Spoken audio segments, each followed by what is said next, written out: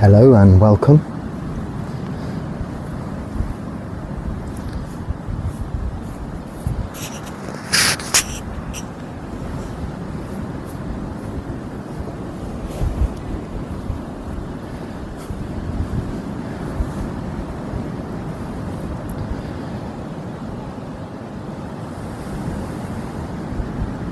Enlightenment, eh? Is that what we're all here for?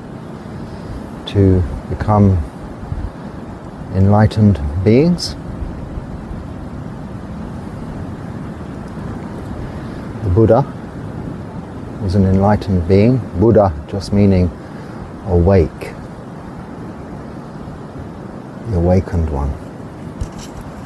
And he attained this level of enlightenment without the Dharma being present, because of course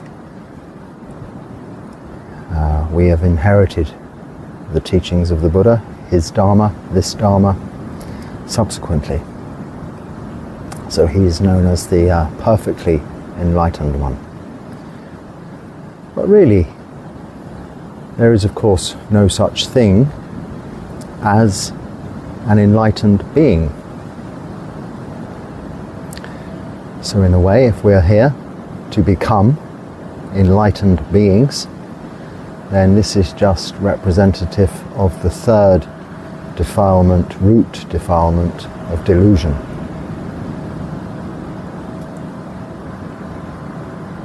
An enlightened being has stopped being, has ceased to be, and all that remains is knowing and the ability to show, if they are that way inclined, the ability to show this way to others. And we are fortunate in that the Buddha was persuaded to show this way to others, this way to enlightenment. Now, enlightenment means knowing something. We come to know about something. So we can use this, please enlighten me, as an expression, which means please explain to me. It's understanding, so it's knowing.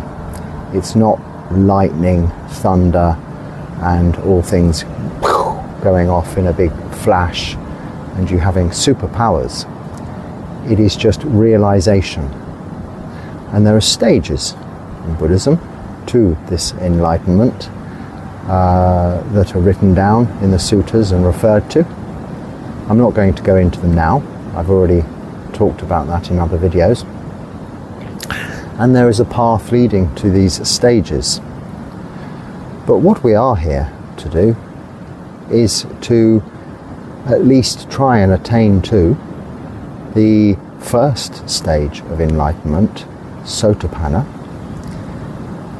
At least try to follow the path that the Buddha showed us, follow his teachings, the Dharma, as exemplified by the Sangha. Hopefully you have access to or are nearby a Sangha, so a group of monks or nuns who are living in the prescribed manner of the Buddha, a life of full renunciation, not acquisition, not even trying to acquire knowledge, skills, or attainments such as enlightenment, but simply a life of renunciation, giving up, letting go, and accepting this very real fact that there is no more becoming, nothing to become, nowhere to go, nothing to find, no seeking necessary. For a long time I've been seeking something, but not enlightenment, seeking somewhere to stop. Somewhere I could stop the travelling, stop the trying to find a right place to practice, to find somewhere where I can be supported with just the very basic needs that I require, just 4 requisites of food, very simple food, just once a day, accommodation, the simplest possible, basic accommodation, not even any furniture. Clothing, just these robes. Maybe once a year, every 2 or 3 years even, a part of these 3 robes is replaced. And if necessary, medicine. Now, of course, I'm getting on. I'm in my 50s, I'm 56, so already I had in place various insurances or protections against any medical requirements, which is necessary if you ever want to stay in a country that isn't your own for a long period of time. In fact, here in Sri Lanka, you have to go and have a medical before they grant you a long stay visa. I'm going to go and have some treatment before that medical, because I do have something wrong with me. That's not a trick or anything. I do actually have to get something sorted out, so that will be sorted out. And I'm not even sure actually that monks do have to have this medical. I think that might be just for retirees, which really I also am a retiree. So this place I found here in Sri Lanka, fortuitously, with no real planning, has turned out to be quite a remarkable place in terms of being able to settle very easily, even though it's raining rather a lot. I have in this last couple of days done a little bit more research. I thought I ought to understand this culture more than I do, at least from a geographical and not quite but slightly political and religious point of view, so that I'm able to sort of abide by their customs and understand the people that I'm talking to or interacting with, because I don't have much conversation, but I'm interacting with people daily a little more. So I've watched a couple of very useful videos about Sri Lanka, its history, geography, culture, and it's a very interesting place. It's very interesting that this part of Sri Lanka, where I didn't plan, I just came here really, it just put a pin in the map and ended up here, is possibly the best choice I could have made for what I'm doing. And historically goes back a long time, having connections and roots in North India, of course, where Buddhism, the Buddha, came from, and Nepal and even Tibet in terms of Buddhism. And this is very much my background in travel as well as practice, where I've lived and stayed and learnt about the teachings of the Buddha. So now, having found this place where maybe I can stop, it is just a case of practicing. And this is also what we all have to do if we want to find out and know what happiness is, what contentment is. This is enlightenment. Enlightenment is experiencing the falling away of desire, these kilesas, the dropping away of this thirst, this craving, this hunger for something more. Now, I have thought I've found that in other places a little bit physically wise, in location, but never as much as I perhaps have found it here, where I am very well supported and looked after, not in only in a way that people understand Buddhism. And although the monks here live in very different way to the way I live, it seems that the way I live as a solitary monk, and a little bit more on the ascetic side, seems to be really understood by these local people in this area, at least anyway. I don't have to explain to them anything. They just know. When they say come to my house for lunch, and I say no, I don't have lunch, I just have one meal. 9 a.m. Oh, okay. And they understand. That's good. You can see they smiled. That's good. And there's no debate, no question, no argument, no discussion. Well, there couldn't really be most of the time, but even so, it's very nice and comfortable to feel support in that way. My routine has developed here that on waking at around 3 a.m, 4 a.m, I'm able to meditate. It's quite peaceful at that time, even with the road near my kuti, but that's not a problem anyway. And I can meditate for a few hours. 6 o'clock I'm chanting in the morning every day. A few people watch that afterwards, not so many live, but it's part of my routine, and a short meditation before going on Pindapart. And then when I come back, there's a little bit of, some people come and give some more dana, food offerings or other requisites, toothpaste or something like this. And then my Kapya Gamini, he comes also and helps with the distribution of all of this stuff, because I don't store food overnight. It has to all be used that day. So I have what I have in my Pindapart, my bowl, is my meal, which I eat at 9 o'clock. And in the meantime, everything else is distributed amongst people who really do need what we are distributing. And that is a wonderful thing to be able to give back to them. And also to assist my journey, really, as well, because carrying all of this stuff on Pindapart, anyone I see on the way whom is at the side of the road looking a bit hungry, maybe begging or in need of something, I can have that opportunity to give.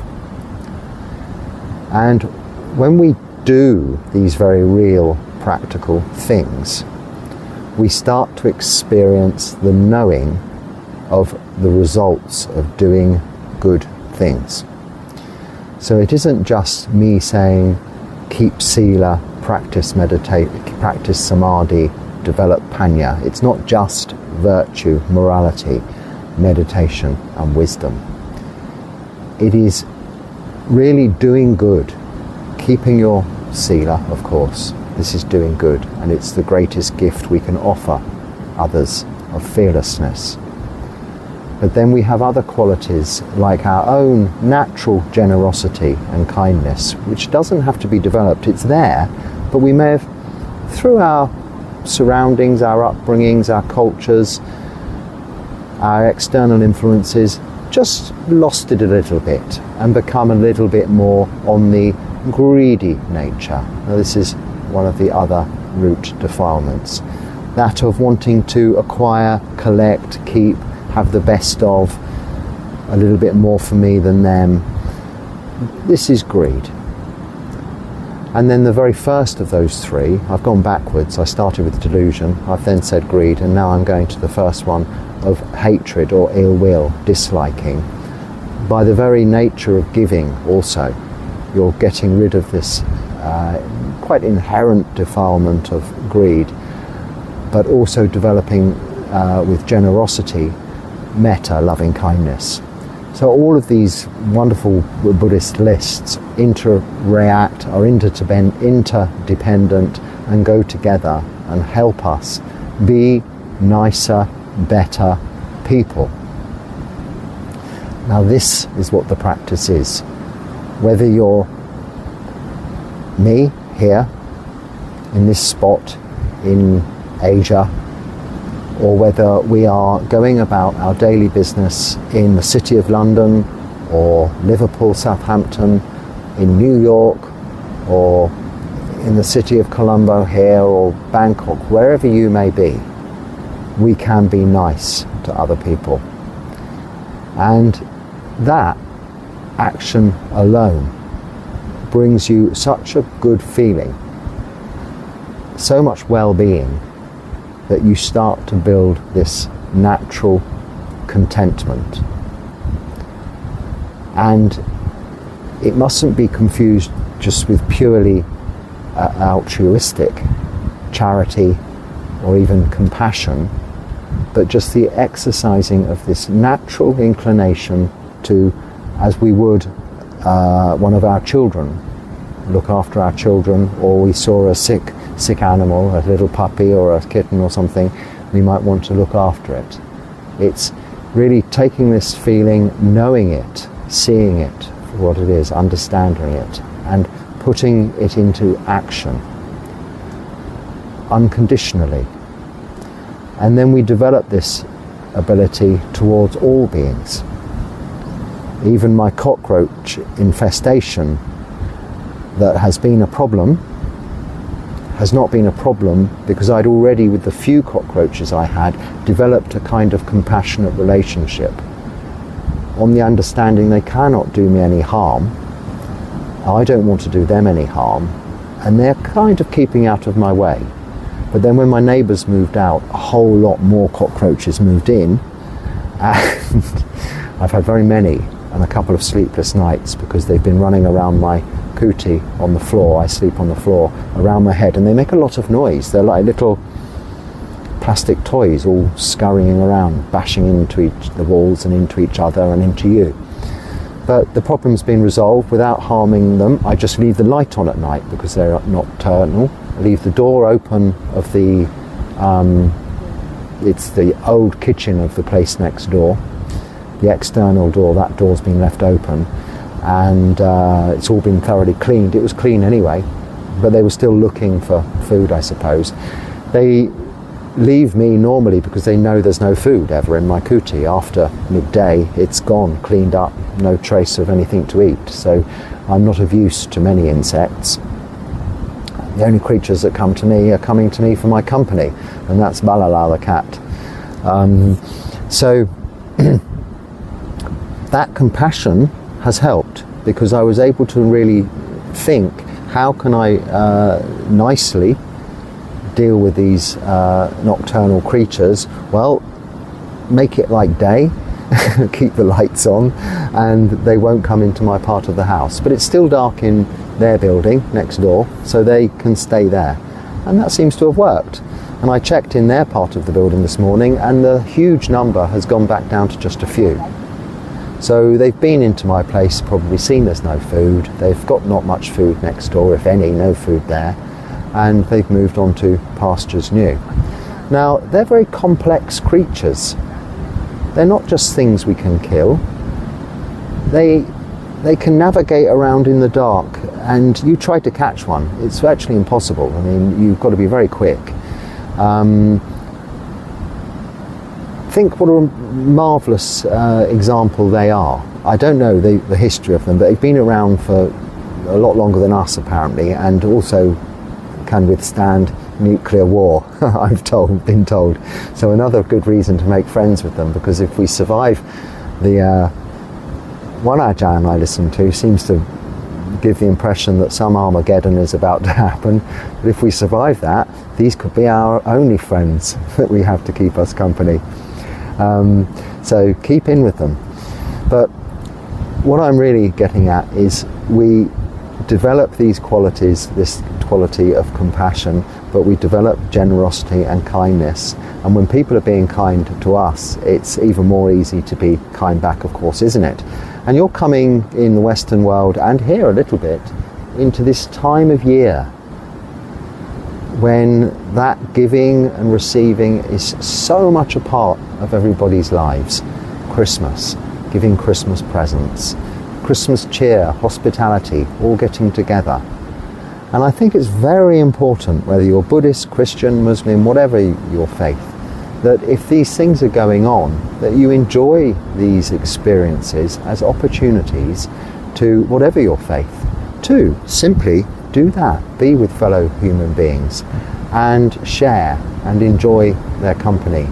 And if you're alone, you also have the opportunity to reflect and I'll use the phrase count our blessings, because we can do that when we have time to reflect. We can see that we are relatively healthy, we have shelter, we have food, we have the necessary medicine, and if not, maybe you need some help in that respect, maybe at that time of year is a good time to seek it. There are more people looking to help others. So it's also a focus point, not just a religious festival, but a focus for, hopefully, generosity and sharing. Now, I do appreciate it becomes also a very difficult and commercial time of year. But if you remember the precepts, and people keeping the precepts,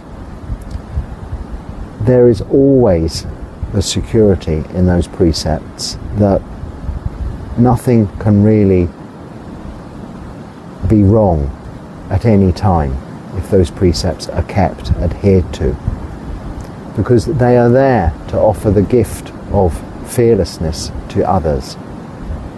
By not killing, not stealing, refraining from sexual misconduct, not lying, and not taking intoxicants, who can fear you? There's nothing to fear. And that's all we have to do as individuals. And then when the opportunity arises, if it does, to help others, help others. Now, of course, if everybody thought this way, regardless of religion, what a peaceful and happy and content world we would live in, all together in harmony. After all, there is enough within this world, in this planet, for everybody, if it was all shared. But of course it doesn't quite work this way. However, in our own communities, we can help each other this way. I receive the benefit of that each and every day on Pindapat, as you've seen on one video. This is just one example of one morning, but something I do every day since I've been here, walking into town, through the villages and back, and have an abundance of offerings, just a little bit from each person. And it's more than enough, obviously, to support me and many others also, that otherwise wouldn't necessarily have much that day. And I'm the beneficiary of that, just community support through giving just very little. And Christmas is, of course, coming up, a wonderful time to reflect upon that. And even just reflecting upon it, even if you're not experiencing it, you cannot do anything yourself, is putting your mind in a more wholesome state.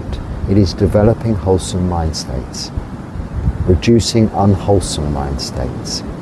And this is the development of panya. This is wisdom. By developing these kind thoughts, or just the joy of, I'm sure if you have television and things, you'll find programs on television at this time of year that really do demonstrate and show. I know in my time, when I used to watch television at Christmas, there used to be all kinds of programs about giving and kindness, and okay, a lot of them are just trying to raise funds for charities, but even if you're not contributing, just to see that good is improving the way your mind thinks and setting the foundations for kindness. And this is how we become happy, because this is what builds our own contentment, not through acquisition, not through gaining either material things or even intellectual knowledge, but through reducing those unwholesome desires of greed, of those cravings, that thirst of trying to have more of everything, but being able to let go of that a little and just see that what you have is enough. And if you can be content with that, then the rest of your joy and contentment can come from what you can give to the rest of the world, what you can share. And that may need only be something as simple as a smile. Just to smile at someone can make their day. So go around smiling at everybody, please. And if you can give something to people, give them something. It might just be something very small, but it doesn't matter. It makes their day. And this is moving towards being an enlightened being. Not being anything special, but knowing that there is suffering, and there is a cause of suffering, but that there is an end of suffering and the path leading to the end of suffering. This is the Buddha's Four Noble Truths. But that cause of suffering is just desire or greed. The desire to have more and more and more. So don't think of this time of year as, oh, I'm going to get all what I want because it's Christmas. Think of it at this time of year as, I've got enough and that's good enough for me. Now I can stop. I can reflect, see what I have, see that I'm relatively healthy, I have the basics that I need in life to keep going, and now whatever I have over and above that I can perhaps share with others. But whatever, we can be thinking of others and developing these wholesome mind states towards a happier state of being. And this state of being is well-being.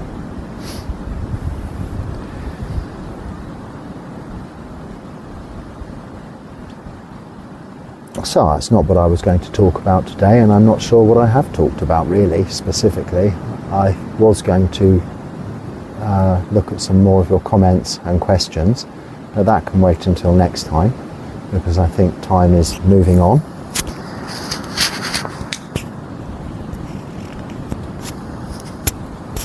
We are fortunate in this day and age that we have access to the Dharma via this means, and but throughout history there has been access to the Dharma, but prior to the Buddha there was not. And it is said by the Buddha that after 5,000 years there will likewise not be access to the Dharma. Now what this is saying is that we are being born in a time when what the enlightened, fully awakened Buddha came to understand is being shared with anyone who wants to know about it. And therefore, we all have the ability to use that. Now, whatever your upbringing, your cultural background, or your faith, it is quite easy to understand that by keeping moral virtue, you will be leading a more wholesome way of life. If you try and practice meditation, you will find it leads to calmness, peace, tranquility. At first, just that. And that's enough to make it interesting to explore it further. And this then is developing wisdom.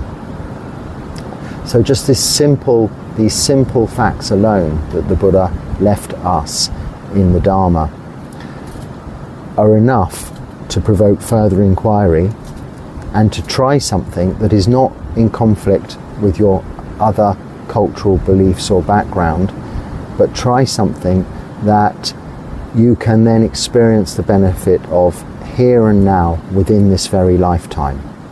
Not after you die in terms of another realm, heaven or hell, but actually find happiness here and now with as much as you've got or as little as you've got.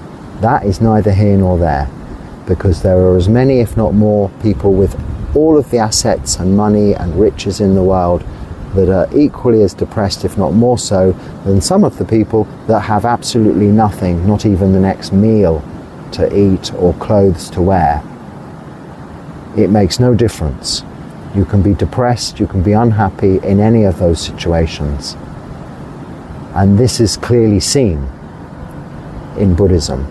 This can be clearly understood through this practice, and that is enlightenment. It isn't being something, it's not having anything. It's seeing the reality of this existence. It's seeing the truth. And then all that remains is that ability to share that with others. And that's what we should all be aspiring to, if we can, through this practice. So I wish you well with that. I hope there's something useful in whatever I've said today. If so, then please use it. If not, you can just let it go. And thank you for watching. Until next time, be happy and stay well. Sukhi Hotu.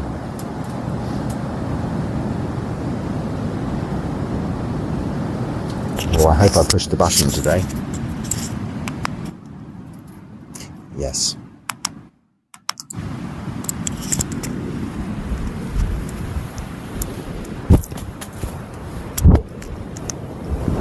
didn't need that after all, did I? That was for the questions.